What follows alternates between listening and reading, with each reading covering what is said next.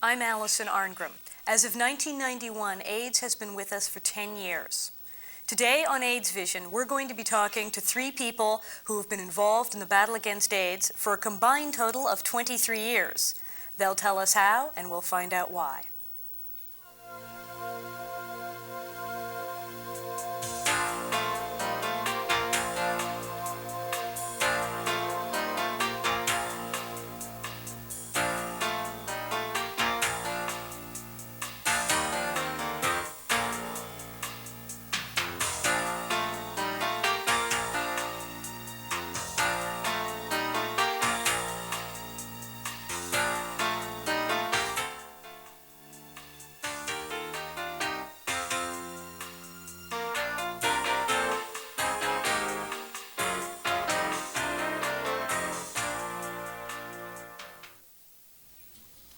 Hi, I'm Allison Arngrim, and welcome to AIDS Vision. Today we're talking about AIDS 10 years later. It's 1991, we're 10 years into the epidemic, and today my 3 guests have been involved in AIDS for a combined total of 23 years. We have with us the Reverend Stephen Pieters, who's been living with AIDS for 9 years. We have with us Sally Jew, who's Program Manager of Mental Health at AIDS Project Los Angeles, and Robert Schoonover, also known as Bob, who is the Program Manager of the Southern California AIDS Hotline. Welcome to the show. Now, this is a second appearance for both you and for Bob, so this is like old home week for me. I've been around this really for 5 years, so I'm still really junior compared to all of you. But I guess what occurs to me is remembering what I first thought of when I first heard of it. Sally, when did you first hear of AIDS, and what was your initial reaction? I was working in a hospital, Catholic hospital in central LA, and I heard about it through my gay friends that worked at the hospital. And at that point, it was known as GRID still, Gay-Related Immune Deficiency Syndrome.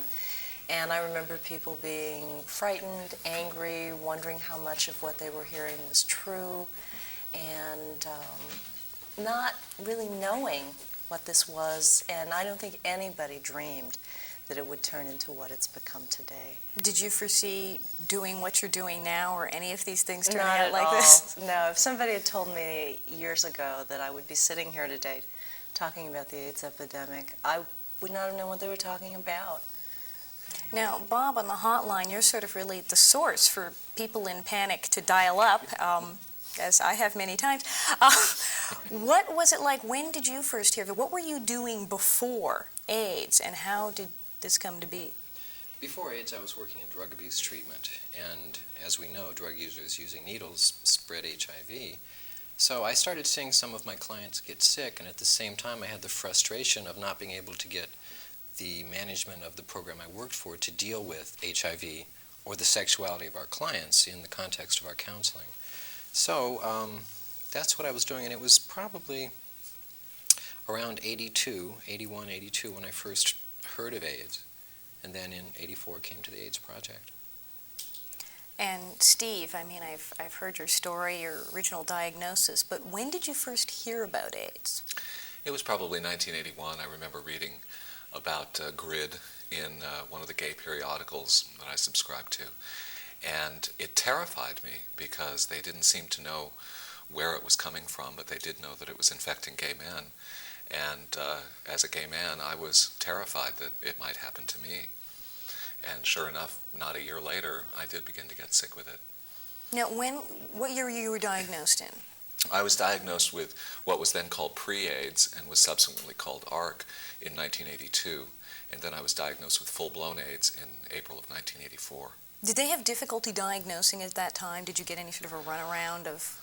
Oh, there was a lot of difficulty diagnosing because they hadn't discovered the virus, so there was no testing for HIV antibodies.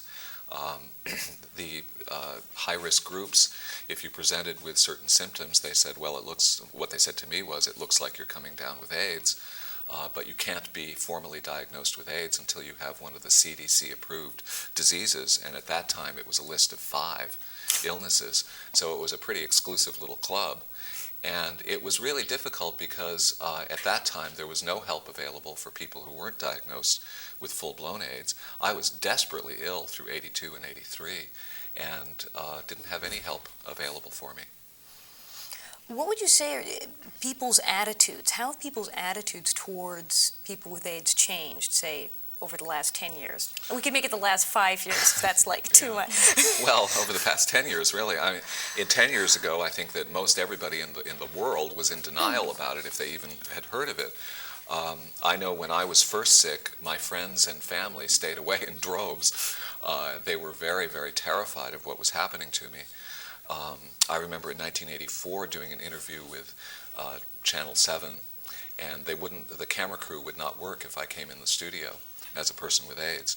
So I had to be interviewed from outside the AIDS Project Los Angeles when we were over on Cole Avenue. They wouldn't even go into the project. So I was interviewed in front of a bush, and was hooked up to Steve Edwards via a little earphone, which the camera person then would not even handle when I took it out of my ear. And nowadays, that sort of thing doesn't happen. There's still a lot of people who are terrified of AIDS and people with AIDS. There's no need for that. The education's out there now. There's no excuse anymore for that kind of attitude. Now, in the mental health department, I mean, you even mentioned at one point earlier that there was no mental health department initially. That's right. How did that come about? How did they finally realize that they needed one, and how did they start it?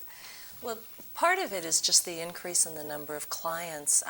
When I first started in 1984 at APLA, there were 3 social workers to take care of 120 clients. And now we have an agency that employs over 100 people with about 2,000 some odd volunteers to take care of almost 3,000 clients. So a lot of the needs have become more specialized. And one of the primary needs, I think, of everybody who is HIV infected is to have some kind of emotional support, whether it's through a volunteer like a buddy or a hospital visitor, through support groups, or in some cases, people are depressed and anxious enough, they need professional counseling. Has you seen any change over the 10 years, over the years, of what people's needs are, the kind of things they're requesting? Definitely. In the early part of the epidemic, people didn't live very long. I mean, we knew people that would die of pneumocystis pneumonia in 3 days sometimes. You were lucky if you lived 6 months to a year in the very early years of the epidemic. So most of what we were seeing was very crisis-oriented. Now that we're seeing people living longer, like 3 years, 5 years, 6 years, people are starting to have to get some idea of how far forward into the future it's safe to project or to look forward to things, to make plans. And we're also seeing some things in people we call long-term survivors, like Steve here, that we didn't see before either. Some people are very ambivalent about having outlived so many friends and acquaintances and people that they care about. And in the old days, people would ask, well, why me? Why did I get this disease? Now we're hearing people living longer asking the same question from another perspective. Why me? Why have I outlived all these other people? Why am I still here? Do you find this? Oh yes, I ask those questions a lot myself. It's true. I've survived all of the people who were diagnosed at the same time I was, the class of '84, and I've also survived a lot of the people who took care of me when I was sick, who subsequently got sick and died themselves. And I ask, why me? Why did this happen to me? But then why did I survive? And I don't think there's any good answer for it. I mean, I find myself asking why a lot because you're in good health, and everybody I know always asks why, and people who know me know I know you say, how is Steve, and why, and hasn't it been 9 years, and why does he look like that, and why is he so well, and we ask you why, and do you know? I don't know. I really don't know. I mean, I have religious terminology for it as a minister, the grace of God. Perhaps it's a miracle. Some people call it a miracle, some people call it an anomaly. But whichever way you cut it, I don't think there's a definitive answer. If there were, we'd bottle it and give it away so that people could live. Are there a lot of, I mean, I know there are some, are there a lot more people living as long as you? Are you running into more people who've gone 8 years, 7 years, 9? I run into a lot of people who have been HIV infected for 7 or 8 years, but I don't meet a lot of people who were diagnosed with full-blown AIDS that long. So there are a few others in my category who've been diagnosed as long as I have, but not a lot.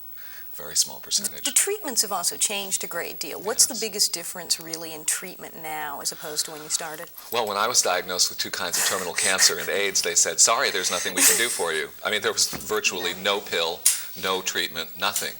And then I was on the very first antiviral drug they tried against AIDS, a drug called Suramin, which worked for me, but it didn't work for anybody else. Didn't And- Suramin, in fact, kill a few people? Yes, Suramin killed 14 of the 90 people who were on it around the country, and all the rest died from the progression of the disease. Then they went on to AZT, and of course now there's a whole plethora of drugs in the experimental stage, as well as drugs that have been approved, like AZT and aerosol pentamidine, Bactrim, which are helping people stay alive longer with HIV as well as pneumocystis and a whole host of different infections. So there has been a great deal of improvement in the treatment, and that's one of the reasons people are staying alive longer. But there's still a long way to go, because obviously people are still dying of it, and AZT is not the final answer. And a lot of people don't know about these treatments. Bob, in education, the hotline, I've been on the hotline, I know some of the questions, we both know the questions. Have the questions changed at all? Well, actually, they've changed quite a bit. Now, we still get the basic questions like, do I need to worry about a doorknob that someone else touched, that kind of thing. The difference is 3 or 4 years ago, people would defend their position about how they should be afraid of these things. Nowadays, That they could get it off a doorknob. Right. Nowadays, those questions are prefaced by the caller saying, you know, this is a silly question, I know, but then they go on to make sure. So I'd see that as being a big change. Plus, the overall level of information and the sophistication of the questions we get from people that do know something about it has increased tremendously. Who calls the hotline? What kind of people call the hotline?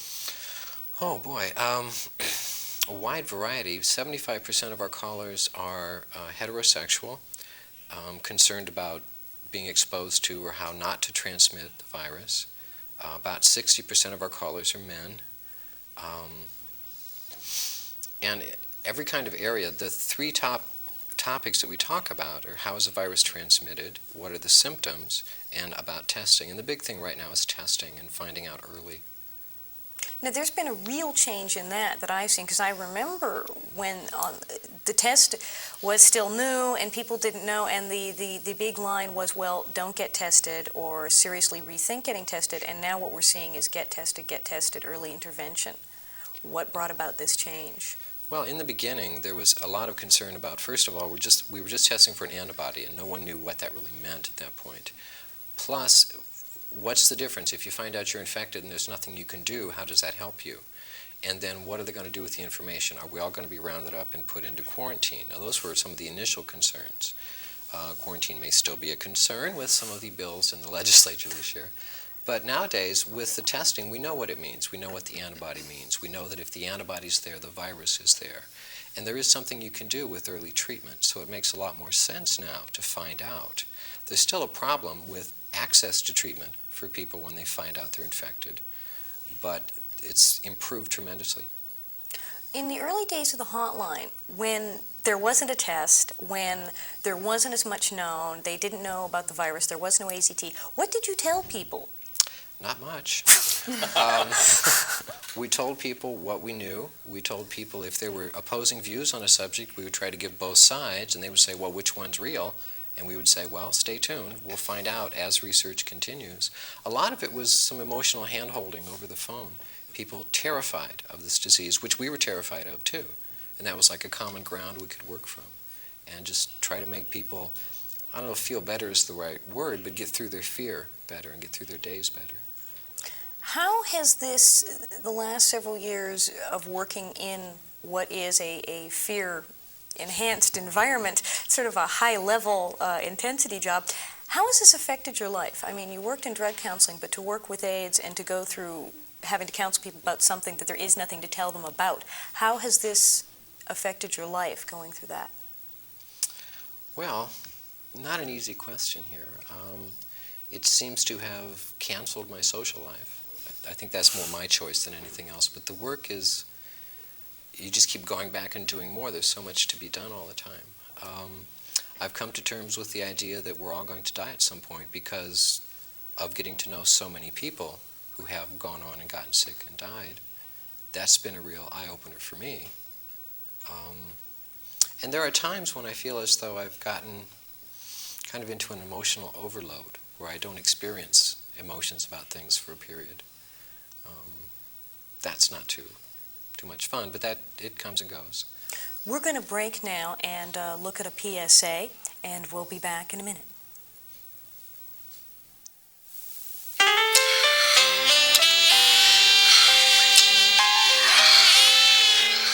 You're forgetting something? Oh, you mean this? You know what I mean. This. You haven't got a rubber, have you? I hate that word. I could think of an uglier word. What do you think I've got, AIDS? Well, you could. Thanks a lot. Or I could. And we wouldn't know. Look, this doesn't feel right anymore. You're leaving? Yeah, somewhere in this town. There's got to be a drugstore that's still open. Get out of here.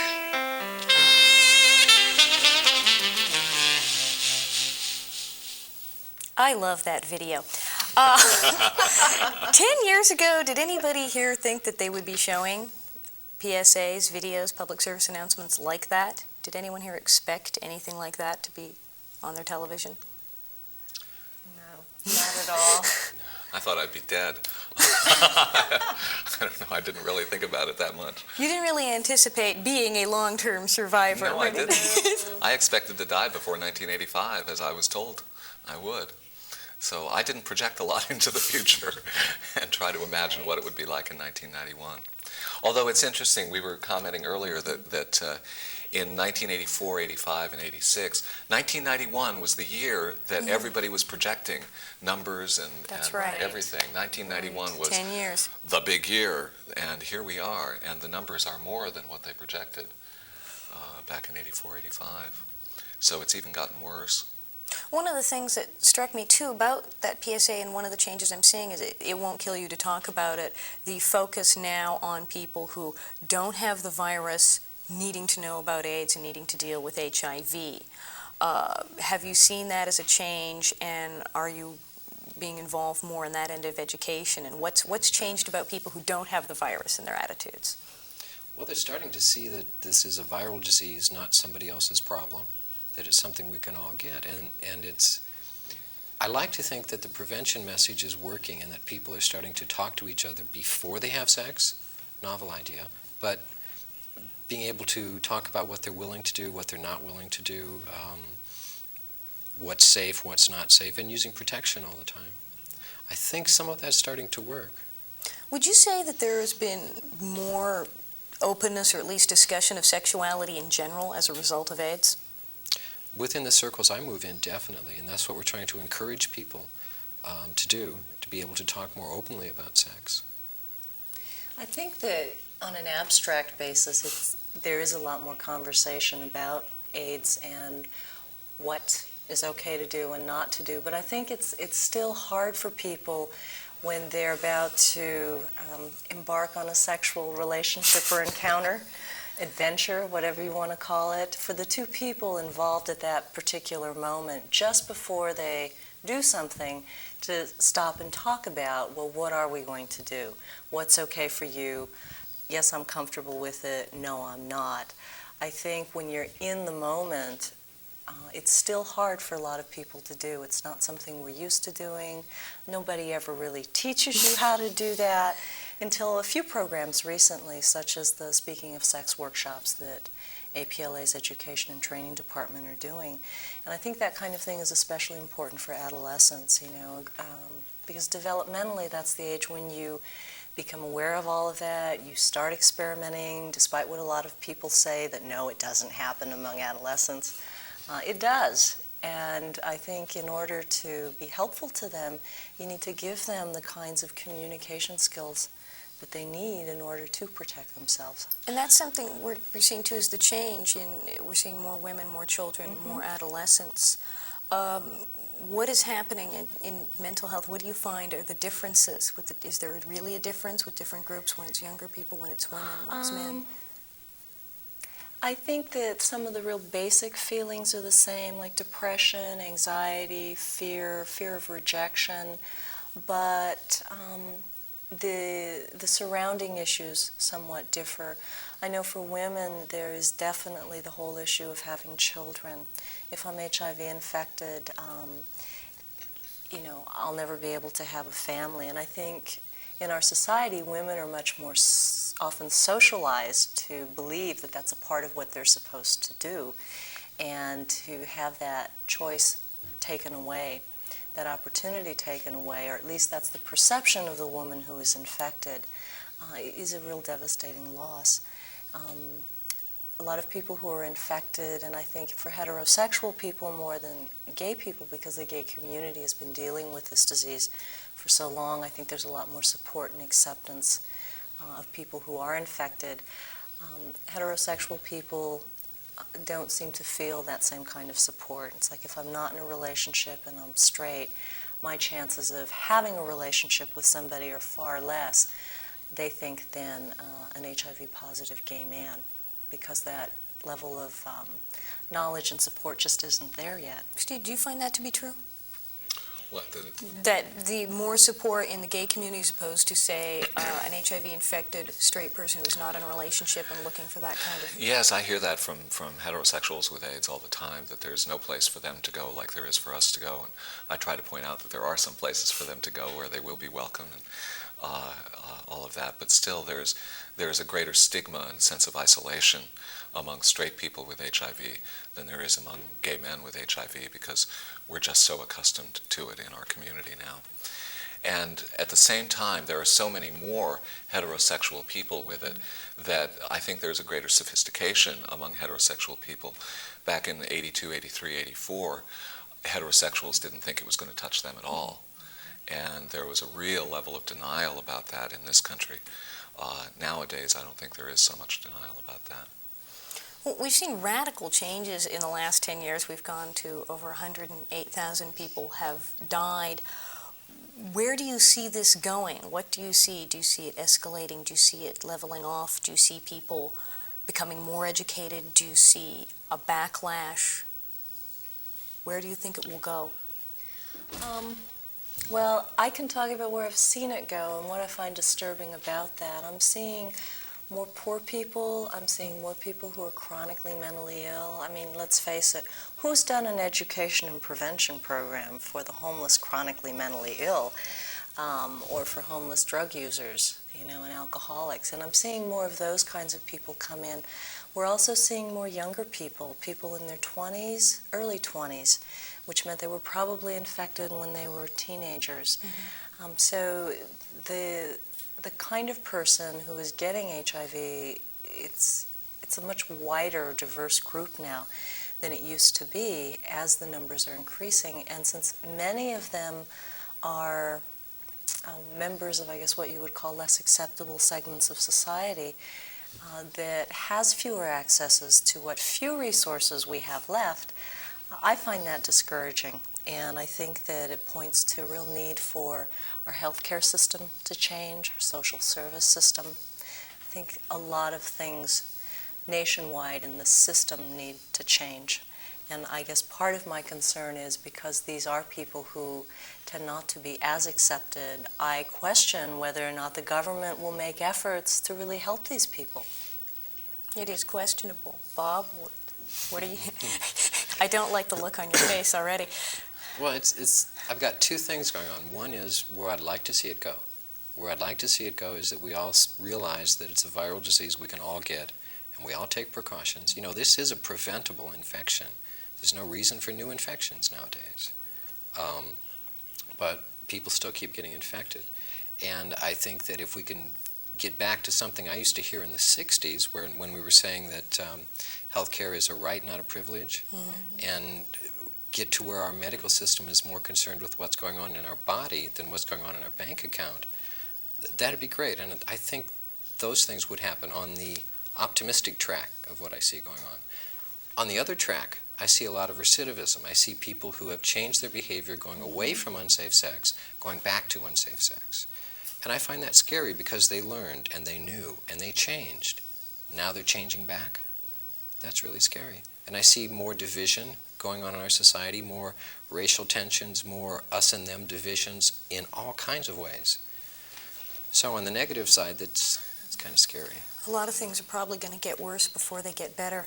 Going with my great hopeful optimism, say 10 years, 20 years, 30 years, whatever it takes, there's a cure, the craziness is over, people are no longer burning down each other's house over a virus.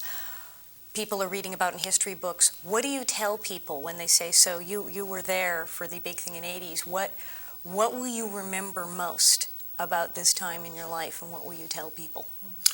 I'll remember the people who have died, and I'll want to convey the message that those people were good people who had a lot of life in front of them, and we lost a lot when we lost them.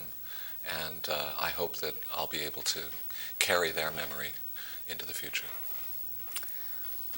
I would remember them as well, and what they have taught me about living with dignity in the face of death, and also to give some recognition to people who have cared for those people and have had to survive with an incredible number of losses, and who managed to keep going and to continue to care for others.